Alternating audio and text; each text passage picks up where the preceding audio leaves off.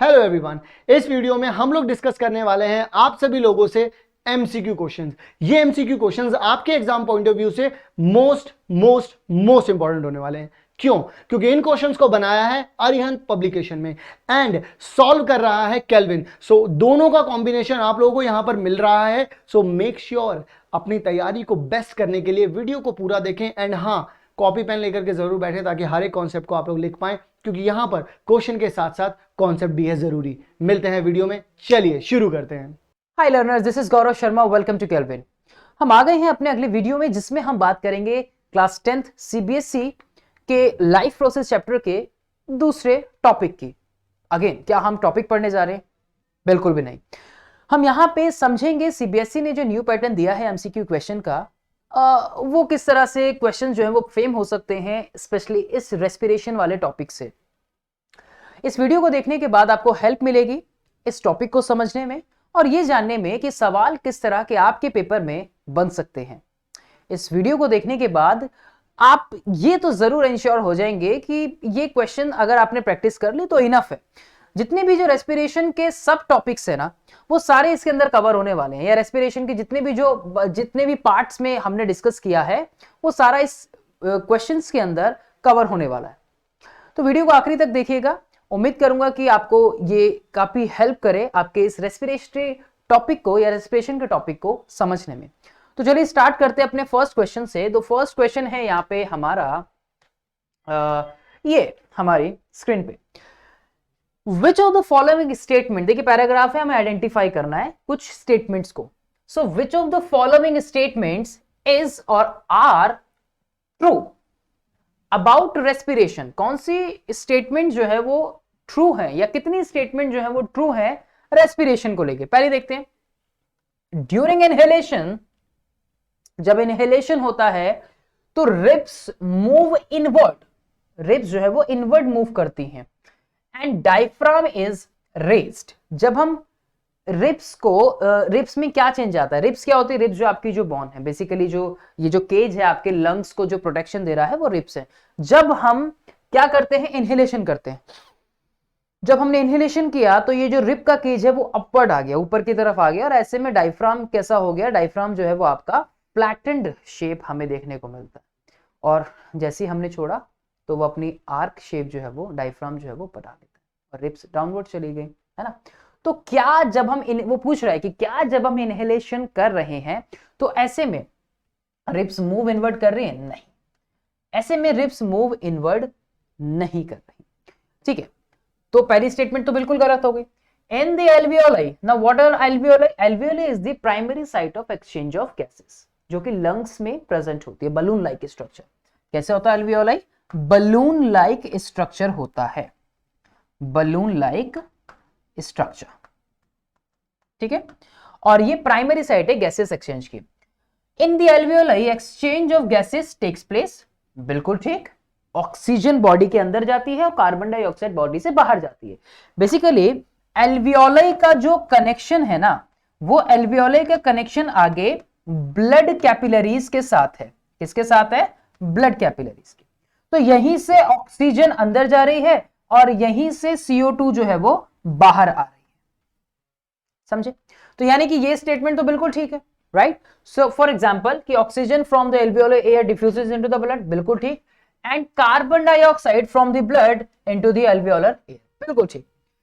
तीसरी स्टेटमेंट देखते हैं, haemoglobin has greater affinity for carbon dioxide than the oxygen. Is it true? नहीं। Ratio कहता है कि जो ऑक्सीजन है वो ज्यादा तेजी से बाइंड करता है। और हीमोग्लोबिन का काम भी क्या है?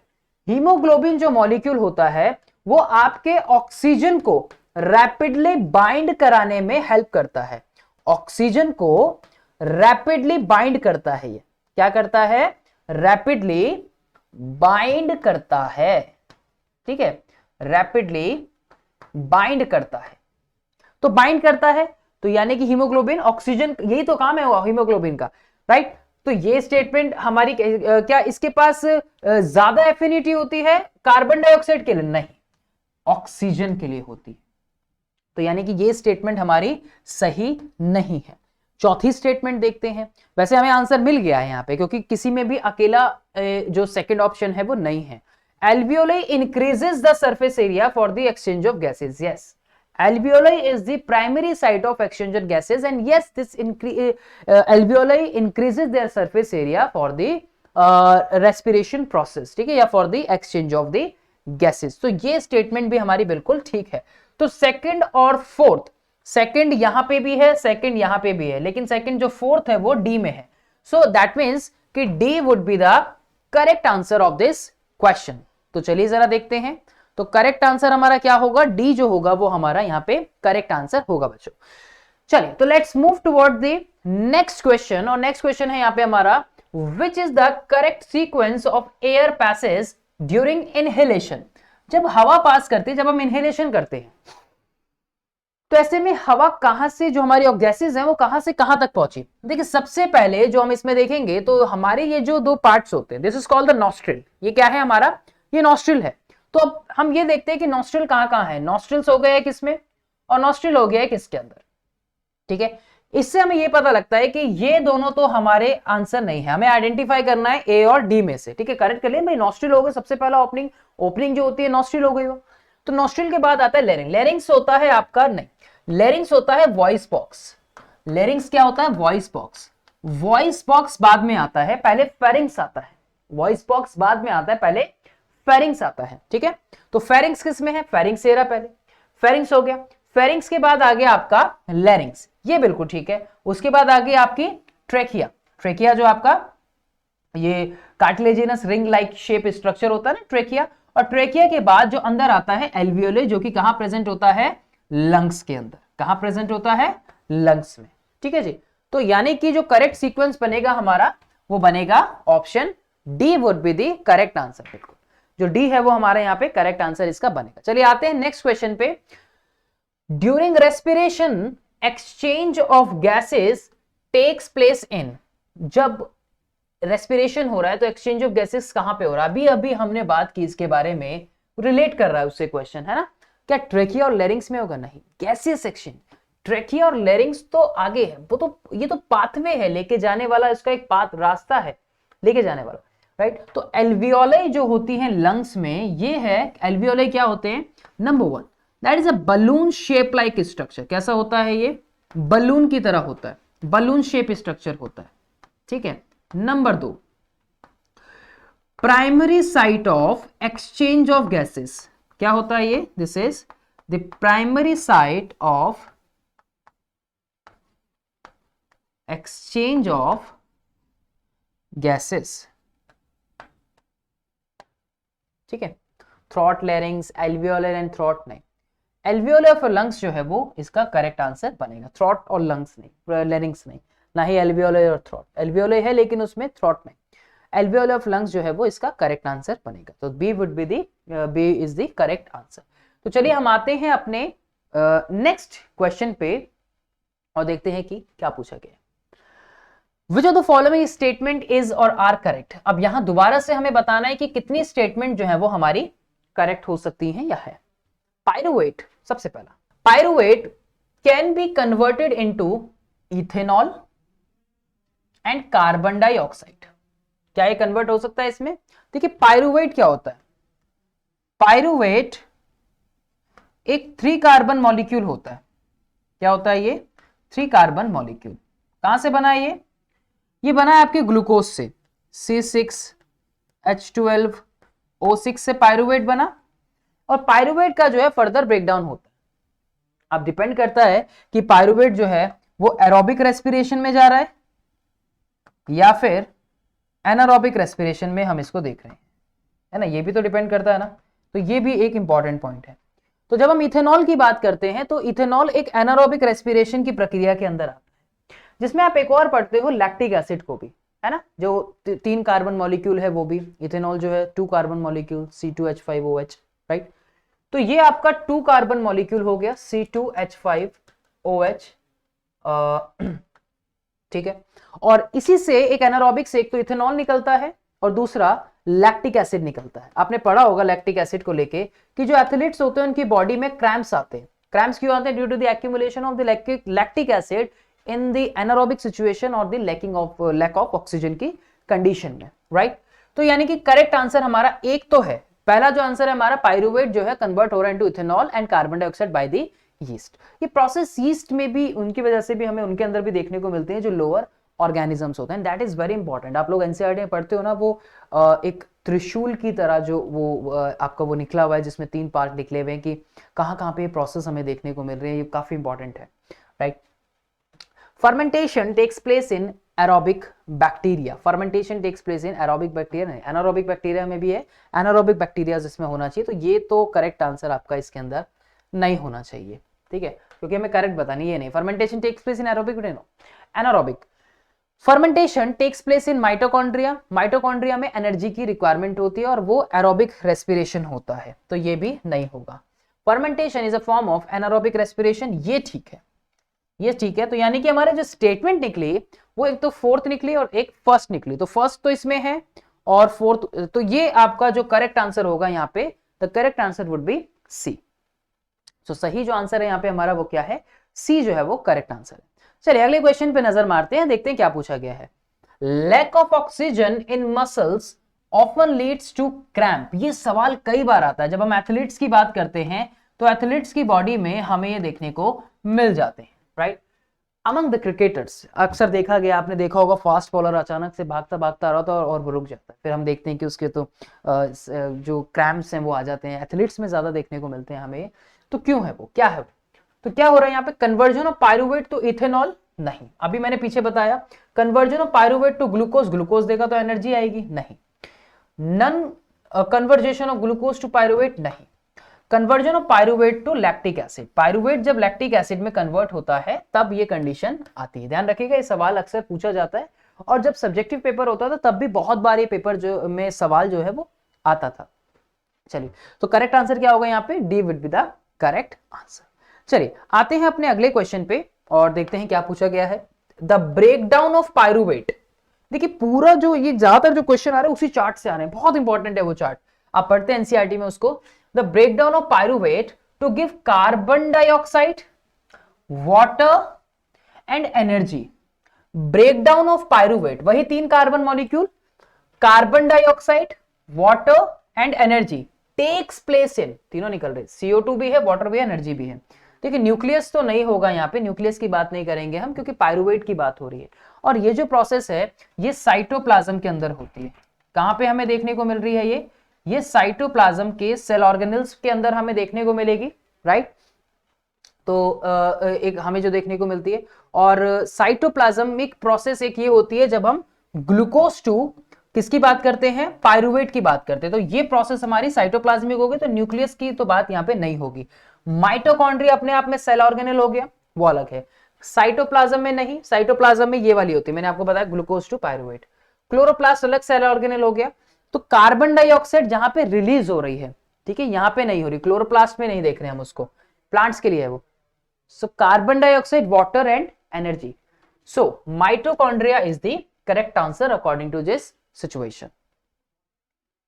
B is the correct answer. चलिए, तो ये आंसर जो हुआ यहां पे हमारा, तो बी जो है वो करेक्ट आंसर हमारा हो गया। चलिए आगे बात करते हैं क्वेश्चन नंबर 7 में। What is observed when air is blown from mouth into a test tube containing lime water? देखिए ये एक्टिविटी है आपकी बुक की, ये आपकी बुक की एक्टिविटी है जो यहाँ पे पूछी गई है, तो आप लोगों को एक्टिविटी पे भी नजर रखनी है, ध्यान रखिएगा। अब इसमें पूछा क्या गया है, इसमें ये एक्टिविटी से सवाल जो है वो बना है, राइट। तो लाइम वाटर, पहला ऑप्शन है, lime water turns milky due to the CO2 exhaled. जब हम क्या कर रहे हैं, हमने क्या किया, ऑब्जर्व किया है कि when air is blown from mouth into a test tube, जब हम डाल रहे हैं उसमें तो क्या हो रहा है कि जो CO2 जो एक्सेल हो रही है, कार्बन डाइऑक्साइड पढ़ा है ना आप लोगों ने, केमिस्ट्री में भी पढ़ा होगा कि जो लाइम वाटर अगर मिल्की अपीयरेंस दे रहा है तो यानी कि CO2 जा रही है, वहां पे CO2 की प्रेजेंस है। ये टेस्ट आप लोगों ने ये केमिस्ट्री में भी किया है, आप लोगों ने जब आप चैप्टर 1 पढ़ते होंगे तो वहां पे भी आपने ये किया होगा, राइट। तो इन्होंने पूछा है कि ऑब्जर्व क्या होगा, तो बिल्कुल ये तो ऑब्जर्व होता ही है हमें। Lime water becomes colourless, colourless नहीं होता, मिल्की होता है। Lime water turns milky due to water vapour, नहीं, वाटर वेपर की वजह से नहीं, CO2 की वजह से होता है वो। And none at the above, नहीं, बिल्कुल नहीं। तो यानी कि जो एक्सेल हम कर रहे हैं, जो CO2 निकाल रहे हैं, उसकी वजह से ये हमें कैसा हो रहा है, this water turns milky due to the CO2 exhaled. Correct. चलिए आगे बात करते हैं इसके अंदर नेक्स्ट क्वेश्चन की। तो बिल्कुल जो हमारा करेक्ट आंसर है वो यहाँ पे ए जो है वो A is the correct answer. Next question, which of the following structure is involve in gaseous exchange.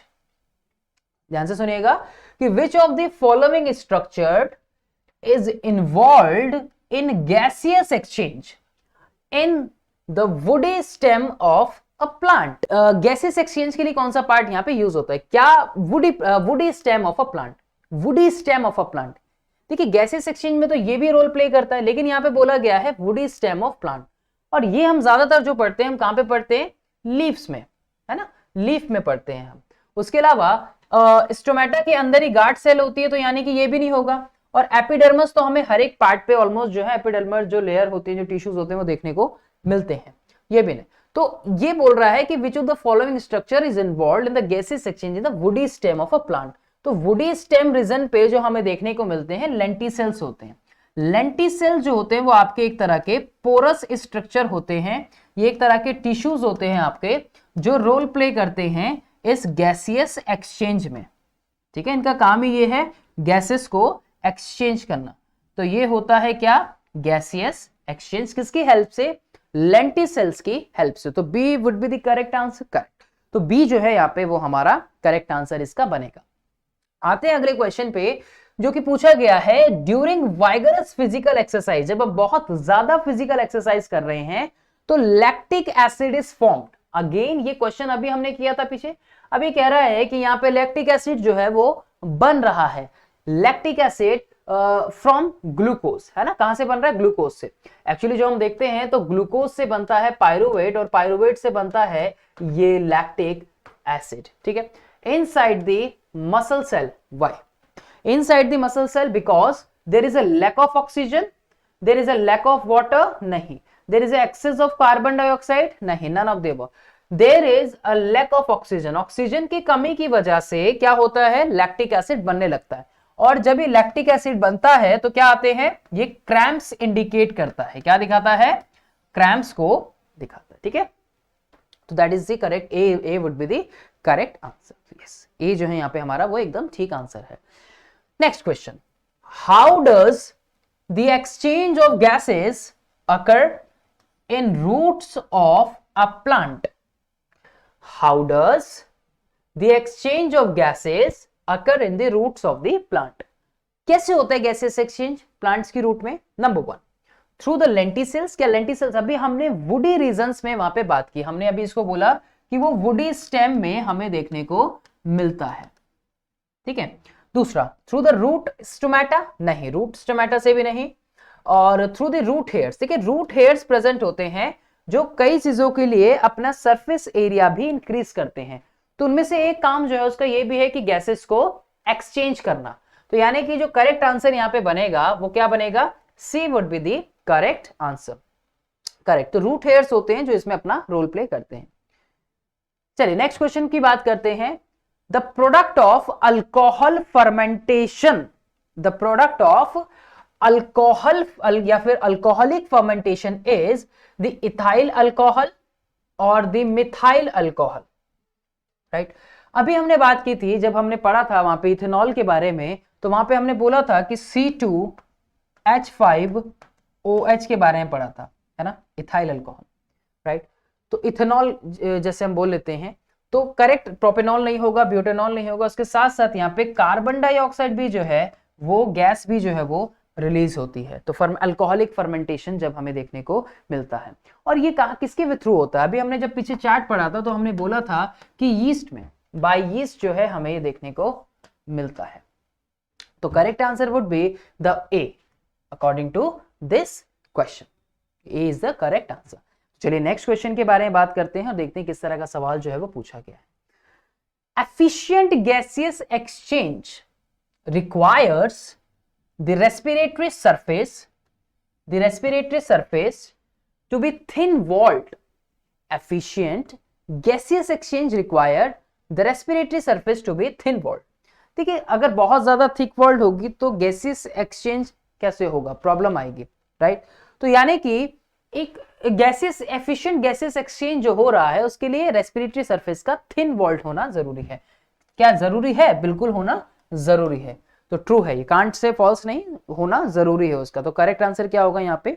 A is the correct answer, बिल्कुल होगा। अगर थिन नहीं होगी तो गैसेस एक्सचेंज कैसे होगा? बहुत महीन सी लेयर हमें देखने को मिलती है। नेक्स्ट, टेरेस्ट्रियल ऑर्गेनिज्म, जो टेरेस्ट्रियल ऑर्गेनिज्म होते हैं, terrestrial organism use dash for respiration. देखिए क्या यूज करते हैं वो रेस्पिरेशन के लिए, ये यहां पे पूछा गया है। Terrestrial organisms use dash for respiration, क्या यूज करते हैं रेस्पिरेशन के लिए? क्या एटमॉस्फेरिक कार्बन डाइऑक्साइड यूज करते हैं, या एटमॉस्फेरिक O2 यूज करते हैं, या स्टोर्ड ऑक्सीजन यूज करते हैं, या स्टोर्ड CO2 यूज करते हैं? स्टोर्ड CO2 नहीं करते, टेरेस्ट्रियल ऑर्गेनिज्म कम है, हम लोग टेरेस्ट्रियल ऑर्गेनिज्म है, हम क्या यूज करते हैं? एटमॉस्फेरिक ऑक्सीजन को। तो B would be the correct answer. चलिए नेक्स्ट क्वेश्चन पे आते हैं। Which among the following is the respiratory pigment found in human body? हमारी जो ह्यूमन बॉडी की बात हो रही है, देखिए क्लोरोहीमोग्लोबिन जो है वो आरबीसीज में देखने को मिलता है ना। आरबीसी की सरफेस पे हमें देखने को मिलते हैं जो हीमोग्लोबिन होते हैं, HB in short. Chlorophyll plants में होगा, है ना। प्लाज्मा भी होता है, ट्रिप्सिन एंजाइम हो गया, है ना, ट्रिप्सिन एंजाइम हो गया। प्लाज्मा तो आप पढ़ते हो कंपोनेंट, लेकिन यहाँ पिगमेंट की बात की है, प्लाज्मा एक पिगमेंट नहीं है, तो पिगमेंट कौन सा होगा? Haemoglobin is the correct pigment. So A would be the correct answer. ठीक है, चलिए नेक्स्ट क्वेश्चन पे आते हैं। विच of the following is the first sight for the exchange of inhaled air? पहली साइट कौन सी है इनहेल्ड एयर की? अब देखिए इनहेल्ड हो रहा है या एक्सहेल्ड हो रहा है, हम देखते हैं इसके अंदर। हमने पढ़ा था ना कि जब हम उस ट्रैक में जाते हैं तो ट्रैक में लास्ट में हमें एल्वियोलाई देखने को मिलते हैं। एल्वियोलाई क्या है? Which is a balloon like structure, balloon shape like structure, जो कि प्राइमरी गैसेस एक्सचेंज में अपना रोल प्ले करते हैं। तो देखिए एल्वियोलाई है कहीं यहाँ पे आंसर? ऑप्शन एल्वियोलाई है। ब्लड कैपिलरीज ऑफ लंग्स नहीं, साइट पूछी है उन्होंने, और साइट जो है वो साइट हमें उस बलून शेप लाइक स्ट्रक्चर के अंदर ही देखने को मिलती है, राइट। जिसका कनेक्शन जो है किसके साथ होता है? जिसका कनेक्शन जो है ब्लड कैपिलरीज के साथ आगे हमें देखने को मिलता है, और जहां से वो पूरा का पूरा जो ऑक्सीजन है वो आगे बॉडी के अंदर सप्लाई हो जाती है। तो करेक्ट आंसर होना चाहिए यहाँ पे B would be the correct answer. ठीक है जी, चलिए तो ये कुछ सवाल थे जो इस रेस्पिरेशन वाले टॉपिक से थे। अब हम मिलेंगे अपने अगले वीडियो में जिसमें हम लोग बात करेंगे ट्रांसपोर्टेशन की। तो अभी के लिए इतना ही, थैंक्स फॉर वॉचिंग।